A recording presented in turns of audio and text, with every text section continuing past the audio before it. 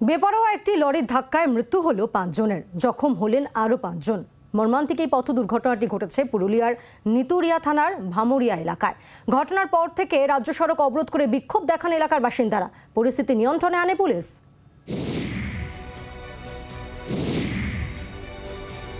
মর্মান্তিক পথ দুর্ঘটনার জেরে প্রাণ হারালেন 5 জন, জখম হয়েছেন আরও 5।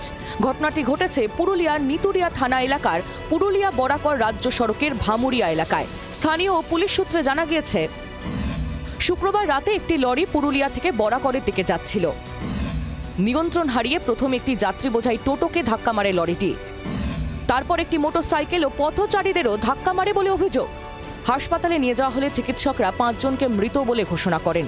পাশাপাশি গুরুতর জখম 5 জনের চিকিৎসা চলছে। ঘটনার জেরে উত্তেজিত হয়ে পড়েন স্থানীয় বাসিন্দারা। রাতেই রাজ্য সড়ক অবরোধ করে বিক্ষোভ দেখান তারা। ঘটনাস্থলে পৌঁছয় বিশাল পুলিশ বাহিনী। একটি ট্রাক, যে ট্রাকটি ওখানে একদম রেকলেস ওয়েতে ড্রাইভ করে পরপর মাল্টিপল কয়েকটা জায়গাতে কয়েকজনকে ধাক্কা দিয়েছে। তার ফলে 5 জন মারা গেছে এবং কয়েকজন ইনজোর্ড হয়েছে। আমরা ট্রাকটিকে ইন্টারসেপ্ট করেছি।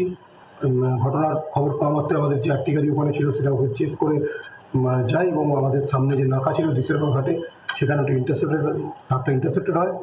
আর অ্যাকিউজ যে ড্রাইভার আছে তাকে আমরা অ্যারেস্ট করেছি। তাকে আমরা পিসিতে নিয়ে নির্দিষ্ট ধারায় মামলা রুজু করে কেসে ইনভেস্টিগেশন। পরিস্থিতি নিয়ন্ত্রণে এলেও এলাকায় শোকের পরিবেশ তৈরি রয়েছে চাপা উত্তেজনাও।